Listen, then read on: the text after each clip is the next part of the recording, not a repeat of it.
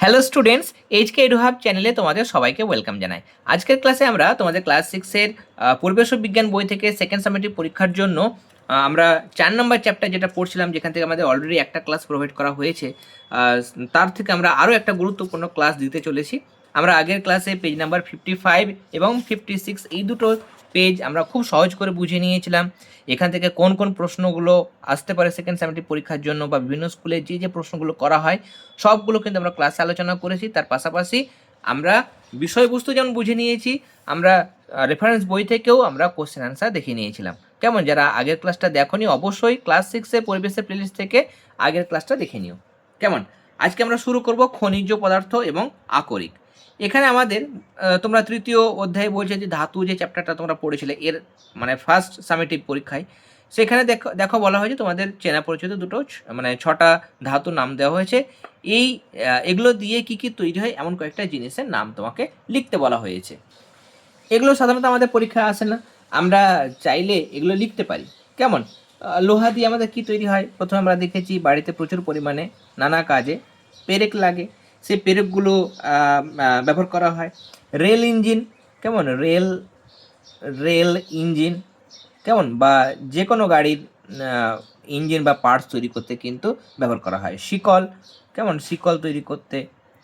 জাহাজের যেটা নোঙর থাকে, সেই নোঙর তৈরি করতেও কিন্তু লোহা কাজে লাগে। ওকে, এছাড়া আমরা দেখেছি যে বাস গাড়ির, বাস বা অন্যান্য গাড়ি, বাস ও অন্যান্য অন্যান্য গাড়ির কি, আমি এখানে উপরে লিখে দিয়েছি, কাঠামো তৈরি করতে। কেমন, কাঠামো তৈরি করতে কিন্তু লোহা লাগে। তাছাড়া আমরা দেখেছি বিভিন্ন যন্ত্রপাতি তৈরি করতে লোহা লাগে। ফ্যান বলো, কেমন, বা বাড়ি তৈরি করার জন্য যে রডগুলো লাগে সেগুলোও কিন্তু লোহার তৈরি। কেমন, এরপরে তামা। তামার ক্ষেত্রে আমরা সব থেকে বেশি জানি সেটা হচ্ছে বৈদ্যুতিক তার, যেটা দিয়ে আমাদের কারেন্ট আসে, তাই না? তাহলে বাড়িতে বৈদ্যুতিক তারগুলো আমরা ব্যবহার করি। কেমন, বাড়ির যে তারগুলো সেগুলো, সেই বৈদ্যুতিক তারগুলো কিন্তু তামার তার হয়, তাহলে তামার তার। কেমন, আর তামার কি হয়, তামার বাসনপত্র হতে পারে। বাসনপত্র এখন যদিও প্রচলন কম, কিন্তু এখন তামার জলের বোতল, সেগুলো এখন প্রচলনটা হচ্ছে বর্তমানে। কেমন, এটা হয়। সংকর ধাতু তৈরি, সংকর ধাতু তৈরি যেমন কাঁসা বলো, পিতল বলো, ব্রোঞ্জ বলো, এগুলোতে তামা থাকে। কেমন, তাহলে সংকর ধাতু তৈরিতে, কেমন, সংকর ধাতু তৈরিতে। মুদ্রা, আগে তামার মুদ্রা বা কয়েন প্রচলিত ছিল, মুদ্রা। কেমন, বাসনপত্র, বাসনপত্র লেখা হয়েছে। মূর্তি তৈরি করা হয়, তামার মূর্তি তৈরি করা হয়। কেমন, অলংকার তৈরি করা হয়, তামার বিভিন্ন অলংকার তৈরি করা হয়। তাহলে এরকম ব্যবহার তোমরা পারবে। অ্যালুমিনিয়ামের ক্ষেত্রে অ্যালুমিনিয়ামের আসবাবপত্র হয়।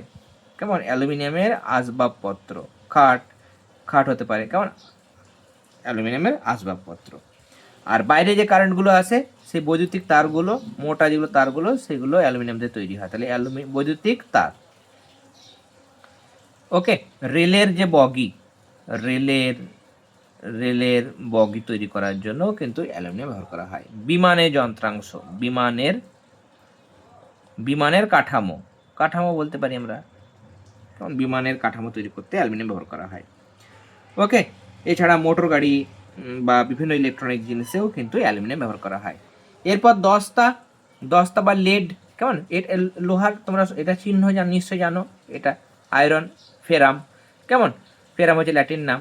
কপার, এটা হচ্ছে কপার, অ্যালুমিনিয়াম এটা এল, এটা জিঙ্ক, জিঙ্ক বা দস্তা। জিঙ্ক কোন কোন কাজে ব্যবহার করা হয়? জিঙ্ক অনেক সংকর ধাতুর ক্ষেত্রে ব্যবহার করা হয়, বা ব্যাটারিতে লাগে। আমি একটা বলি, ব্যাটারিতে আমরা দেখেছি ব্যবহার করা হয় জিঙ্ক। কেমন, সংকর ধাতু তৈরি করার জন্য, যেমন পিতল, পিতল একটা সংকর ধাতু, যেটা তৈরি করতে কি লাগে, মানে জিঙ্ক বা দস্তা কিন্তু লাগে। কেমন, সংকর ধাতু তৈরি, সংকর ধাতু তৈরি করতে দস্তা লাগে। ওকে, এরকমভাবে, বা ছাপার কাজে, ছাপার কাজেও কিন্তু লাগে, ছাপার কাজে, প্রিন্টিংয়ের ক্ষেত্রে, নানা কাজে কিন্তু ব্যবহার করা হয়। ওকে, অলংকারও হবে, অলংকার, অলংকারও কিন্তু লাগে জিঙ্ক। রূপো, রূপোর ব্যবহার আমরা দেখব। রূপোর ব্যবহার ক্ষেত্রে রূপোর আমরা অলংকারই দেখি, গয়না, রূপোর গয়না। কেমন, অলংকার, তাহলে রূপোর অলংকার আমরা বলবো। রূপোর ছোটদের দেখবে বাসনপত্র হতে পারে, কেমন, বাসনপত্র রূপোর ক্ষেত্রে, বা অলংকার মানে গহনা, কেমন। আর মূর্তি, রূপোর মূর্তি তৈরি হয়, কেমন, ঠাকুরের বাসনপত্র সেগুলোও কিন্তু আমরা দেখেছি রূপোর তৈরি হয়, কেমন। এরকমভাবে রূপোর আরও অনেক জিনিস তোমরা কিন্তু দেখবে, কেমন। এরপরে সোনার ব্যবহার, সোনার তো মেন হচ্ছে একই রকমভাবে অলংকার তৈরি করা হয়, সোনার অলংকার বা গহনা তৈরি করা হয়, কেমন। আর সোনার মূর্তি তৈরি এখন খুব কম, স্বর্ণ মন্দির তোমরা জানো সেটা সোনা দিয়ে তৈরি, কেমন। মেডেল যেগুলো দেওয়া হয়, মেডেল, কেমন, মেডেলগুলো কিন্তু সোনার তৈরি হয়। ওকে, এবার আমরা এখানে দেখবো, দেখো যে এখানে বলছে যে তোমরা হয়তো লক্ষ্য করেছো কিছু কিছু ধাতুর তৈরি জিনিস খোলা হাওয়ায়, রোদে, জলে পড়ে থাকতে থাকতে কিন্তু নষ্ট হয়ে যায়। লোহারই কোনো জিনিস হয়েছে বা অ্যালুমিনিয়ামের কোনো জিনিস, সেগুলো প্রথমে আনা হয়েছে, নতুন কিনেছো তখন চকচকে, কিন্তু দীর্ঘদিন ব্যবহার করার পর সেটা দেখছি যে সেটা মরচে পড়ে যাচ্ছে বা সেটা নষ্ট হয়ে যাচ্ছে, কেমন, লালচে রঙের একটা মরচে পড়ে যাচ্ছে লোহার জিনিসে, এরকম ঘটনা কিন্তু হয়। তোমরা হয়তো দেখেছো যে পুরনো তামার বাসনপত্র, সেগুলোও কিন্তু তামার বাসনে সবুজ রঙের একটা ছোপ পড়ে যায়, কেমন। এগুলো কেন হচ্ছে? এগুলো হচ্ছে যে খোলা বাতাসে যখন থাকে না, খোলা হাওয়ায় বা খোলা বাতাসে থাকে, তখন বাতাসের বিভিন্ন উপাদানের সঙ্গে সেই রূপোর হতে পারে বা রূপো বলছি এখানে, লোহা হতে পারে বা বাসনপত্র তামার ক্ষেত্রে তাদের বিক্রিয়া ঘটে, রাসায়নিক বিক্রিয়া ঘটে, নতুন জিনিস তৈরি হয়, কেমন। তাহলে নতুন জিনিস তৈরি হচ্ছে, তার মানে কি, সেগুলো মুক্ত অবস্থায় থাকতে পারছে না এই জিনিসগুলো, লোহা বলো বা তামা বলো, সেগুলো কি করছে, বাতাসে কোনো না কোনো উপাদানের সঙ্গে বিক্রিয়া করে নতুন যৌগ একটা তৈরি করছে। ওকে, অ্যালুমিনিয়াম দস্তা তাদের ক্ষেত্রেও তাই, তারা কিন্তু অন্য জিনিসের সঙ্গে বিক্রিয়া করে অন্য একটা জিনিস তৈরি করে, লোহার ক্ষেত্রে মরচে পড়ে, বা যে কোনো আমরা অ্যালুমিনিয়াম বলতে পারবো, দস্তা বলতে পারবো, তামার জিনিসগুলো কিন্তু ধীরে ধীরে নষ্ট হয়ে যায়। তবে কিছু কিছু জিনিস আছে সেগুলো খুব কম নষ্ট হয় বা পরিবর্তন হয় না বললেই চলে। সোনার আংটি 10 বছর 20 বছর রেখে দিলেও সেটাতে মরচে বা কিছু পড়ে না, কেমন, জল লাগুক বা হাওয়া লাগুক কোনো কিছুতে কিন্তু তার কোনো ক্ষতি হয় না, কেমন। সেই কারণে সোনাকে কিন্তু মৌল অবস্থায় পাওয়া যায়, প্রকৃতিতে মৌল অবস্থায় পাওয়া যায়, মানে এর কোনো, যদি অন্য জিনিসের সঙ্গে বিক্রিয়া করতো তাহলে মৌল হিসাবে পেতাম না, যৌগ হয়ে যেত। কিন্তু সোনা জলের সঙ্গে বা বাতাসের সঙ্গে সেরকম কোনো বিক্রিয়া কিন্তু করে না বলেই সোনাকে মৌল রূপে পাওয়া যায়, কোনো বিক্রিয়া করে না। কিন্তু এই সমস্ত ধাতুগুলো অ্যালুমিনিয়াম, দস্তা, লোহা, এগুলো অন্য জিনিসের সঙ্গে বিক্রিয়া করে, বাতাসের সঙ্গে জলের সঙ্গে বিক্রিয়া করে বলে অন্য যৌগ তৈরি করে, তার জন্য তাদেরকে আমরা মৌল হিসাবে পাচ্ছি না, যৌগ হিসাবে পাচ্ছি। ওকে, এবার তাহলে আমরা দেখব এখানে যে আমাদের দুটো জিনিস, আমরা এখানে এই কনসেপ্টগুলো বুঝে নিলাম। অনেক সময় আমাদের কনসেপ্ট থেকে ঘুরিয়ে অনেক প্রশ্ন ভালো ভালো স্কুলে করতেই পারে, তাই জন্য আমরা বিষয়টা বুঝে নিলাম। এবার এখানে দেখো আমাদের দুটো জিনিস পড়তে হবে, ধাতুর খনিজ, যেটাকে ইংরেজিতে বলা হয় মিনারেল, আর একটা আমরা পড়বো সেটা হচ্ছে ধাতুর আকরিক। এর পাশাপাশি ধাতু নিষ্কাশনটাও দেখবো আমরা, তিনটেই ভীষণ ইম্পর্ট্যান্ট। ওকে, এক হচ্ছে ধাতুর খনিজ কাকে বলে। খনিজ মানে হচ্ছে যে মাটির মধ্যে একদম নিচে গভীরে শিলাস্তর রয়েছে, বিভিন্ন শিলা রয়েছে, আমরা পড়েছি আগ্নেয় শিলা, পাললিক শিলা, রূপান্তরিত শিলা বা পরিবর্তিত শিলা। তাহলে বিভিন্ন শিলাস্তরের মধ্যে যেসব প্রকৃতিতে সৃষ্টি হয়েছে এরকম কিছু বস্তু থাকে যাদের মধ্যে নির্দিষ্ট রাসায়নিক সংযুতি থাকে, কটা উপাদানের সঙ্গে অন্য কোনো উপাদান কটা যুক্ত একটা তৈরি হয়, যেমন জলের ক্ষেত্রে দুটো হাইড্রোজেন আর একটা অক্সিজেন মিলে জল তৈরি হয়, সেরকম নির্দিষ্ট একটা অনুপাতে যুক্ত হয়ে আছে। বিভিন্ন ধাতু, অধাতু, তার সঙ্গে বালি হতে পারে, মাটি হতে পারে, ইত্যাদি মিশে একসঙ্গে থাকে, কেমন। সেগুলোকে আমরা কি বলবো, সেগুলোকে আমরা মানে ধাতুর আকরিক বলবো। তাহলে প্রকৃতিতে বিভিন্ন ধাতু, তাদের নানান যৌগ, সেগুলো আবার কার সঙ্গে মিশে থাকে, বালির সঙ্গে মিশে থাকে, মাটির সঙ্গে মিশে থাকে, ইত্যাদি নানা উপাদানের সঙ্গে মিশে একসাথে মিশ্রিত অবস্থায় কিন্তু পাওয়া যায়। এই জিনিসগুলোকে আমরা বলবো সেই ধাতুর খনিজ বা মিনারেল। তাহলে খনিজ বা মিনারেল কাকে বলে, এখান থেকে এতটা আমরা লিখব। তাহলে খনিজের মধ্যে লোহা, লোহার খনিজ মানে সেটা লোহাটা পিওর থাকবে না, লোহার কোনো যৌগ তার সঙ্গে আবার বালি, মাটি, কাদা এই সমস্ত মিশে থাকবে, নিয়ে সেটাকে আমরা বলবো কি, লোহার খনিজ বা মিনারেল। এবার ধরো লোহার বেশ কয়েকটা খনিজ রয়েছে, আয়রন পাইরাইটিস রয়েছে, হেমাটাইট রয়েছে, এরকম আরও অনেক খনিজ হয়তো লোহার আছে। এবার এই অনেকগুলো খনিজ, সেই খনিজগুলো থেকে আমরা কী করবো, এবার আমরা হয়তো কি বের করব, লোহার খনিজ, তাহলে সেখান থেকে লোহাই বেরোবে। যদি অ্যালুমিনিয়ামের খনিজ হয় তাহলে সেখান থেকে অ্যালুমিনিয়াম বেরোবে। তামার যদি কোনো খনিজ আমরা মাটির নিচে পাই তাহলে সেখান থেকে তামাই বেরোবে, সোজা কথা।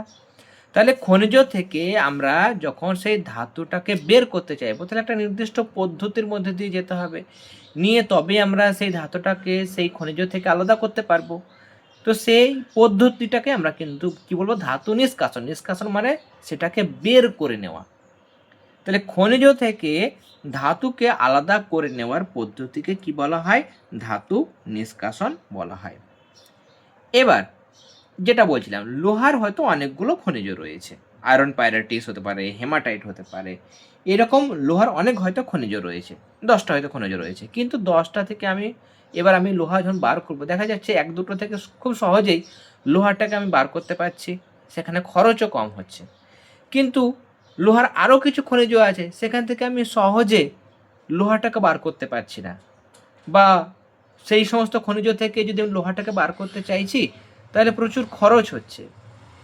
তাহলে খনিজের মধ্যে দুরকম ভাগ হয়ে যাচ্ছে, যে কিছু কিছু কোনো ধাতু, এখানে লোহারই আমি উদাহরণ দিচ্ছি, যে লোহারই কিছু খনিজ আছে যেখান থেকে সহজে আর সস্তায় সেই ধাতুটাকে বার করতে পারছি, আবার লোহারই কিছু খনিজ আছে যেখান থেকে সহজে লোহাটাকে বার করতে পারছি না, বা সস্তায় সেই খনিজ থেকে লোহাটাকে আমরা নিষ্কাশন করতে পারছি না, তাই না?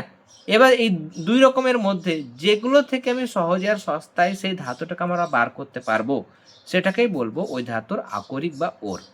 তাহলে একটা ধাতুর একাধিক খনিজ কিন্তু থাকতে পারে, 10টা 12টা 4টে 5টা অনেকগুলো খনিজ থাকতে পারে, কিন্তু সেগুলোর মধ্যে যেগুলো থেকে, একটা হতে পারে, দুটো হতে পারে, সেগুলোর মধ্যে যেটা থেকে বা যে দুটো থেকে বা যে 3টে থেকে আমি সহজে আর সস্তায় সেই ধাতুটাকে বের করতে পারবো, শুধু সেগুলোকেই বা সেটাকেই আমরা ওই ধাতুর আকরিক বা ওর কিন্তু বলবো। ক্লিয়ার? বোঝা গেল? তার মানে সব খনিজকে আমরা কিন্তু আকরিক বলতে পারবো না, সব খনিজকে আকরিক বলতে পারবো না। সব খনিজ মানে সেই ধাতুর যৌগ থাকবে, বালি মাটি সব মিশে থাকবে। এবার সেগুলোকে আলাদা করার পদ্ধতি হচ্ছে ধাতু নিষ্কাশন। ধাতু নিষ্কাশন করে আমরা সেই খনিজ থেকে সেই ধাতুটা বের করতে পারবো, কিন্তু সব খনিজ থেকে সহজে আর সস্তায় ধাতুটাকে বের করা যায় না। যে সমস্ত খনিজ থেকে সহজে সস্তায় আমরা সেই ধাতুটাকে বের করতে পারি, শুধুমাত্র সেই সমস্ত খনিজগুলোকে আমরা ধাতুর আকরিক বলতে পারবো। কিন্তু বাকি যে খনিজগুলো থেকে আমি সহজে আর সস্তায় ধাতুটাকে বের করতে পারছি না, সেগুলোকে শুধুমাত্র খনিজ বলবো, তাদেরকে আকরিক বলতে পারবো না। যেমন এখানে রাইমাটিনে একটা দেখো প্রশ্ন, লোহা একটা ধাতু, এ দুটো খনিজ হেমাটাইট আর আয়রন পাইরাইটিস। হেমাটাইট খনিজ থেকে সহজ উপায়ে আর কম খরচে উচ্চমানের লোহাটাকে নিষ্কাশন করা যায় বা বের করা যায়, এই জন্য হেমাটাইটকে লোহার আকরিক বলবো। কিন্তু আর একটা যে দেখলাম আয়রন পাইরাইটিস, সেটাও খনিজ, কিন্তু সেই খনিজে প্রচুর লোহা আছে, কিন্তু লোহা থাকলেও সেখান থেকে সহজে আর কম খরচে লোহাটাকে আমরা নিষ্কাশন করতে পারি না বা বের করতে পারি না, তার জন্য আয়রন পাইরাইটিসকে লোহার আকরিক বলতে পারবো না। দুটোই খনিজ, হেমাটাইটও খনিজ, আয়রন পাইরাইটিসও খনিজ, কিন্তু হেমাটাইট থেকে সহজে সস্তায় আমরা লোহা বার করতে পারছি, তাই জন্য হেমাটাইটকে লোহার আকরিকও বলতে পারছি। কিন্তু আয়রন পাইরাইটিস থেকে সহজে আর সস্তায় আমরা লোহা বার করতে পারছি না, তার জন্য আয়রন পাইরাইটিসকে খনিজই বলবো, আকরিক আর বলতে পারবো না। কেমন? তার মানে সব খনিজকে আকরিক বলা যায় না, সব খনিজকে আমরা আকরিক বলতে পারবো না, কিন্তু সব আকরিককে খনিজ বলতে পারবো। ধরো এখানে 5টা মানুষ রয়েছে, 1 2 3 4 5টা মানুষ রয়েছে। 5টা মানুষের মধ্যে ধরো এই মানুষটা যেটা রয়েছে, সেই মানুষটা ভালো রকমভাবে পড়াশোনা করে MBBS পাস করে ডাক্তারবাবু হয়েছেন। তাহলে তিনাকে এই 3জনেই মানুষ, এই 5জন, 1 2 3 4 5জনেই মানুষ। কেউ পড়াশোনা করেছে, কেউ একটু বেশি পড়াশোনা করেছে, কেউ একটু কম পড়াশোনা করেছে, কেউ পড়াশোনা করেনি, কিন্তু ইনি সবথেকে বেশি পড়াশোনা করেছে, রীতিমতো MBBS পরীক্ষা দিয়ে পাস করে ডাক্তারবাবু হয়েছেন। তাহলে ইনাকে আমি ডাক্তারবাবু বলতে পারবো, কিন্তু এই বাকি 4জনকে কি ডাক্তারবাবু বলতে পারবো? পারবো না। কিন্তু এই ডাক্তারবাবুকে আমি মানুষও বলতে পারবো, ইনাকে মানুষও বলতে পারবো, ডাক্তারও বলতে পারবো, কিন্তু বাকিগুলোকে শুধু আমি কি বলবো, মানুষ বলবো, কিন্তু ডাক্তারবাবু বলতে পারবো না। তার মানে এইগুলো সবগুলো ধরো খনিজ, তাহলে সব খনিজকে আমি কিন্তু, ডাক্তার মানে হচ্ছে আকরিক, তাহলে সব খনিজকে আমি আকরিক বলতে পারবো না। কেমন? কিন্তু যে আকরিক তাকে আমি খনিজ বলতে পারবো। তাহলে সব আকরিক হচ্ছে খনিজ, আকরিককে আমরা খনিজ বলতে পারবো, কিন্তু সব খনিজকে আকরিক বলতে পারবো না। ক্লিয়ার? এই প্রশ্নটা ভীষণ ইম্পর্টেন্ট, এই প্রশ্নটা কিন্তু তোমরা ভালো রকমভাবে করে যাবে। কেমন, এটা কিন্তু আমাদের আসে, প্রশ্ন কিন্তু আসে, এখানে উত্তর দেওয়া হয়েছে, এখানে মোটামুটি করে দেওয়া হয়েছে। এই উত্তরটা আমি পারল থেকে দেখাচ্ছি, এই প্রশ্নটা, এটা তোমরা কিন্তু করে যেতে পারো। আর রায়মার্টিন থেকে লিখতে চাইলে এটা হচ্ছে আনসার। ওকে, নেক্সট, কোন দেখো, লোহার একটি আকরিকের নাম হেমাটাইট, অ্যালুমিনিয়ামের একটা আকরিকের নাম বক্সাইট, তামার একটা আকরিকের উদাহরণ দাও, কপার গ্লান্স। ঘুরিয়ে প্রশ্ন আসতে পারে। হেমাটাইট হলো কোন ধাতুর আকরিক? অপশান দেবে লোহা, তামা, রূপো আর অ্যালুমিনিয়াম, তাহলে লোহা হবে আনসার। বক্সাইট কোন ধাতুর আকরিক? অ্যালুমিনিয়াম। কপার গ্লান্স কোন ধাতুর আকরিক? তামা, যেহেতু তামার যেটা নাম, ইংরেজি নাম, সেটা হচ্ছে কপার। ওকে, লোহার আকরিকের মধ্যে কোন কোন মৌল থাকে? লোহা অক্সিজেন থাকে, অ্যালুমিনিয়ামের মধ্যে অ্যালুমিনিয়াম অক্সিজেন মিশে থাকে, তামার মধ্যে তামা সালফার মিশে থাকে। নেক্সট এখানে দেখো, এখানে বলছে নিচে এই ধাতুগুলোর নাম লিখতে হবে। কেমন, নিচে আমাদের এখানে যে ছবি দিয়েছে সেখান থেকে লোহার আকরিক হেমাটাইট, সেখান থেকে আমরা কোন ধাতুটাকে বের করতে পারবো? লোহাকে বের করতে পারবো। তাহলে এখানে তোমরা লোহা লিখবে। বক্সাইট হচ্ছে অ্যালুমিনিয়ামের আকরিক, তাহলে এই অ্যালুমিনিয়াম। কেমন, এখানে তোমরা অ্যালুমিনিয়াম কথাটা বসিয়ে দেবে, অ্যালুমিনিয়াম। তামার আকরিক কপার গ্লান্স, তাহলে এখানে যে আকরিকটা আমরা পাবো, মানে যে ধাতুটাকে বের করব সেটা হচ্ছে তামা। ওকে, নেক্সট আমাদের এখানে বিষয় হচ্ছে যেটা, সেটা হচ্ছে সংকর ধাতু। বলছে দেখো, তোমরা নিশ্চয় কাঁসার থালা, পিতলের ঘণ্টা বা মূর্তি দেখেছো। কাঁসা বা পিতল এরা একটা ধাতু নয়, এরা হলো মিশ্র ধাতু। কাঁসা বা পিতলে শুধু একটা ধাতু থাকে না, একাধিক ধাতু থাকে।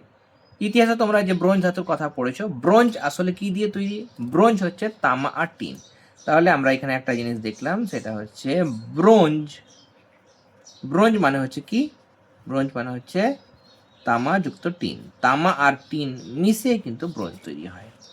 পিতল তৈরি হয় তামা আর দস্তা মিশিয়ে, এগুলো করবে ভালো করে। কেমন, পিতল তৈরি হয় কি দিয়ে? পিতল মানে কি দেখলাম?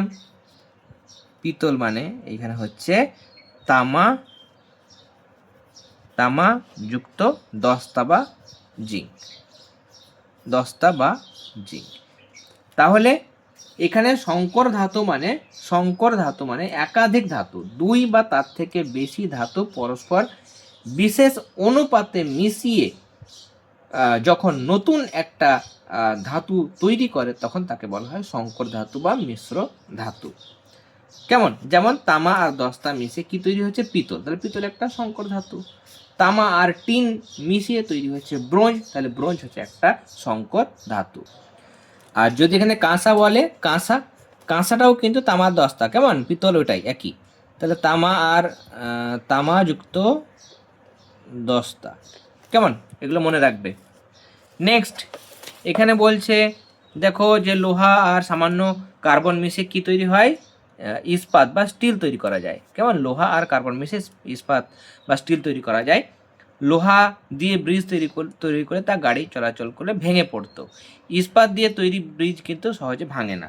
লোহার যদি ব্রিজ হতো তাহলে সেটা ভেঙে যেত, কিন্তু এখানে ইস্পাতের ব্রিজ হলে সেটা ভাঙে না। এর মানে ইস্পাত লোহার চেয়ে কি বেশি শক্তিশালী। তাহলে এখানে তোমরা শক্ত কথাটা অ্যাড করতে পারো।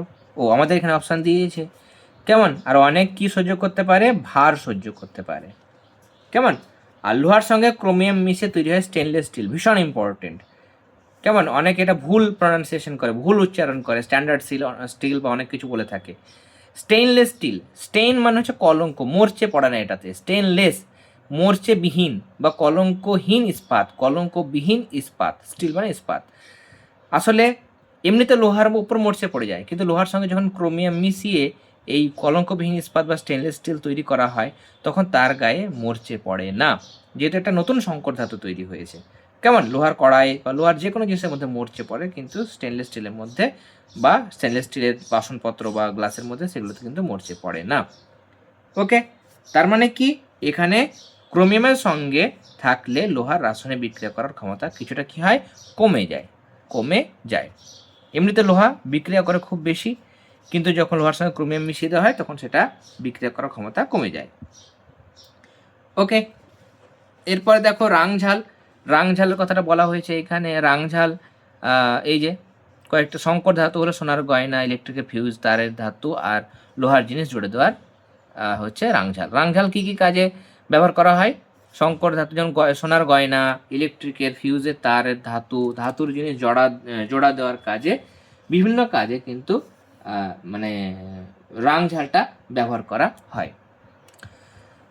ওকে, তাহলে রাংঝালের মধ্যে আসলে কি কি থাকে? রাংঝালের মধ্যে আসলে থাকে সীসা বা লেড, সীসা থাকে আর টিন, এই দুটো শঙ্কর ধাতু। তাহলে সীসা এবং টিনের শঙ্কর ধাতু তৈরি হলো রাংঝাল। কেমন? সীসা এবং টিন মিশিয়ে রাংঝাল তৈরি হয়, এটা একটা শঙ্কর ধাতু। রাংঝালের গলনাঙ্ক সীসা আর টিনের থেকে কম, তার জন্য এটা ধাতুর জিনিস, ইলেকট্রিক ফিউজ তারের বিভিন্ন জিনিসগুলো বা ধাতুর গয়না সেগুলো জোড়া দেওয়ার কাজে ব্যবহার করা হয়। তাহলে ধাতুর জিনিস জোড়া দেওয়ার কাজে রাংঝাল ব্যবহার করা হয়। এটা একটা শঙ্কর ধাতু, কি নিয়ে তৈরি? সীসা আর টিন নিয়ে তৈরি। ওকে, এরপর আমরা জীবাশ্মটা পড়ে নেব। এখানে ছবি দেখতে পাচ্ছি। ওকে, এই ছবি থেকে আমাদের এই জীবাশ্ম যে জায়গাগুলো আছে সেই জায়গাগুলো আমরা একটু দ্রুত দেখে নেব। কেমন? এখানে আমাদের ছবি এখানে দেখতে পাচ্ছি যে এখানে প্রথমটা হলো একরকম শামুকের খোলা, এটা শামুকের খোলা। দ্বিতীয়টাতে আমরা মাছের দেহাবশেষ দেখতে পাচ্ছি। কেমন? আর এখানে একটা সাপের দেহাবশেষ দেখা যাচ্ছে। এগুলো পাথরের মধ্যে এলো কী করে? না, তো আজ থেকে কোটি কোটি বছর আগে শামুক, মাছ, সাপ এগুলো সবই জল ছিল, মানে কি সেগুলো জলাশয়ের মধ্যে বেঁচে ছিল। তারপর একদিন মারা গেল, তারপর মাটিতে বা জলের নিচে পড়ে থাকতে থাকতে থাকতে এদের দেহের নানা রকম রাসায়নিক পরিবর্তন ঘটে। প্রথমে যেটা দেহের নরম অংশগুলো সেগুলো নষ্ট হয়ে যায় বা পচে যায়, তারপরে তার উপর পলি জমতে থাকে, আরও পলি জমে, নিয়ে মাটির নিচে কোটি কোটি বছর ধরে সেগুলো মাটির নিচে চাপা থাকে। আর মাটির নিচে আমি কি বলেছি? চাপও বেশি, তাপও বেশি। তাহলে মাটির নিচে থাকতে থাকতে কোটি কোটি বছর ধরে মাটির চাপ এবং তাপে নানা রকম পরিবর্তন ঘটে, একসময় তারা পাথরে পরিণত হয়। এই পাথরের দেহাবশেষকে জীবাশ্ম বা ফসিল বলে। কেমন? জীব মানে উদ্ভিদ বা প্রাণী, আর অশ্ব মানে হলো পাথর। তাহলে জীবের দেহ যখন পাথরে পরিণত হয় তখন তাকে জীবাশ্ম বলা হয়। ওকে, তাহলে এখান থেকে শুরু করে জীবাশ্ম কাকে বলে এতটা হবে উত্তর, শুরু এখান থেকে এখানে। কেমন? এই লেখা দরকার নেই, এই কথাটা লেখা দরকার। আজ থেকে অনেক কোটি বছর আগে শামুক, মাছ এগুলো সবই বেঁচে ছিল, তারপরে এখান থেকে শুরু করে এতটা অবধি। কেমন? তাহলে জীবাশ্ম আসলে এখানে জীবাশ্ম মানে হচ্ছে যে এখানে যে এই বিভিন্ন যে প্রাণীগুলো আছে সেগুলো মাটির নিচে, মানে ওই জলাশয়ে ছিল, একসময় বেঁচে ছিল, তারপর যখন মারা যায় তারপর সেগুলো মাটির নিচেই থাকে। কেমন? জলাশয়ের নিচে, মাটির নিচে থাকে, তারপর আরও অনেক নিচে চলে যায় এবং সেগুলো নষ্ট হতে থাকে, নরম অংশগুলো নষ্ট হয়ে যায়। তারপরে মাটির নিচে, তারপরে পলি, তার উপর পলি জমে, এরকম জমতে জমতে মাটির নিচে চাপে তাপে কোটি কোটি বছর ধরে এগুলোর বাকি অংশটা পাথরে পরিণত হয়, একেই জীবাশ্ম বলা হয়। ওকে, তাহলে লুপ্ত হয়ে যাওয়া কোনো জীবের দেহের কোনো অংশের ছাপকেও ফসিল বলা হয়। কেমন? তাহলে ফসিল আমরা পৃথিবী থেকে লোপ পেয়েছে, কিন্তু আগে ছিল সেটা আমরা কিন্তু জানতে পারি। জীবাশ্ম দেখে বা ফসিল দেখে আমরা কি বলতে পারি? যে এরা এক সময় কিন্তু ছিল। কেমন? সেগুলো এক সময় ছিল, এখন হয়তো সেগুলো নেই, সেই জিনিসটা আমরা কিন্তু জানতে পারি। দেখো পরের পাতায় আমাদের এখানে ওই ছবিগুলোই কিন্তু দিয়েছে। এই যে মাছ মারা গেল, তারপর নিচে নরম অংশগুলো মাছের, কেমন? সেগুলো নষ্ট হয়ে গেল, নরম অংশ নষ্ট হয়ে গেলো, তারপরে শুধু হাড়গুলো ওইগুলো থাকলো, কাঁটাগুলো থাকলো, তারপর পলি জমতে লাগলো, তারপর কোটি কোটি বছর ধরে মাটির চাপে আর তাপে ফসিল বা জীবাশ্ম তৈরি হলো। ফসিল হচ্ছে ইংরাজি শব্দ। পাতাতেও তাই, দেখো পাশের ছবিটাতে একটা কয়লার টুকরোর মধ্যে গাছের পাতার ছাপটা দেওয়া হয়েছে, এটা পাতার ফসিল বা জীবাশ্ম। এখানেও কিন্তু একসময় পৃথিবীর চেহারাটা কিন্তু আজকের মতো ছিল না, অনেক গাছপালা ছিল, আজগুলো সব লোপ পেয়েছে। অগভীর জলা জায়গায় জমানো সেই সব গাছ থেকে একসময় মাটির নিচে নড়াছড়ায় উপড়ে গেল, তারপর সেগুলো মাটির মানে ভূমিকম্পে সব চাপা পড়ে গেছিলো, তারপর সেগুলোর উপর মাটির পলি সব জমা হলো, নিয়ে কোটি কোটি বছর ধরে সেগুলো চাপে তাপে রাসায়নিক পরিবর্তন হওয়ার মাধ্যমে কি তৈরি হলো? জীবাশ্ম তৈরি হলো। ওকে, পেজ নাম্বার 60 পর্যন্ত আমরা আজকে বুঝিয়ে দিলাম। এরপর তোমাদের কিছু কিছু ইম্পর্টেন্ট কোয়েশ্চেন আনসার রেফারেন্স বই থেকে তোমাদের দেখিয়ে দিচ্ছি। ওকে, পেজ নাম্বার 60 পর্যন্ত হলো, এবার দেখে নাও আজকের ক্লাস থেকে আমাদের কিছু কিছু এমসিকিউ 1 নম্বর প্রশ্ন আমরা সবগুলো দেখব। ওকে, দেখো এখানে কিছু কিছু ইম্পর্টেন্ট রয়েছে। বক্সাইট, প্রথমেই দেখো এখানে বক্সাইট কী থেকে পাওয়া যায় বলো? বক্সাইট আমরা দেখলাম অ্যালুমিনিয়াম, মানে বক্সাইট থেকে অ্যালুমিনিয়াম পাওয়া যায়, যেহেতু বক্সাইট হচ্ছে অ্যালুমিনিয়ামের আকরিক। তামা আর টিন মিশিয়ে ব্রোঞ্জ তৈরি হয়। কেমন? কলঙ্কবিহীন ইস্পাতে লোহার সঙ্গে ক্রোমিয়াম মেশানো হয়। জীবাশ্ম জ্বালানি নয় কোনটা? কয়লা জীবাশ্ম জ্বালানো প্রাকৃতিক, এটা আচ্ছা জীবাশ্ম জ্বালানি এখন ক্লাসটা হয়নি। কেমন? এই দুটোই হবে আনসার, এগুলো আমার হয়নি। পিউমিসকে বলা হয় ঝামা পাথর, সেটা আমাদের আগের দিনে হয়েছে। পরিবর্তিত শিলা কোনটা? নয়। ওকে, এখানে বেলে পাথর, সেটা পাললিক শিলা, এটা পরিবর্তিত শিলা নয়, বাকি এই দুটো পরিবর্তিত শিলা। কেমন? কপার গ্লান্সের মধ্যে কোন ধাতব মৌল থাকে? কপার গ্লান্স ধাতব উপাদান বলেছে, তাহলে কপারটাই থাকে, কিন্তু এখানে আচ্ছা অধাতব উপাদান বলেছে। আচ্ছা, অধাতব উপাদান কোনটা থাকে? কপারের সঙ্গে সালফার মিশে থাকে, পড়েছি আমরা, সালফার বইয়ে দেওয়া ছিল, দেখবে কপার আর সালফার থাকে। পিতল, পিতলের মধ্যে দস্তা থাকে, তামা থাকে, টিন থাকে না, তাহলে এটা হবে আনসার। শঙ্কর ধাতু হলো মিশ্র, কেমন? মিশ্র পদার্থ, শঙ্কর ধাতু হচ্ছে মিশ্র পদার্থ। জীবাশ্ম, এগুলো এখন হয়নি, এগুলো আমরা পরে দেখব। এখানে আমরা কিছু প্রশ্ন দেখব।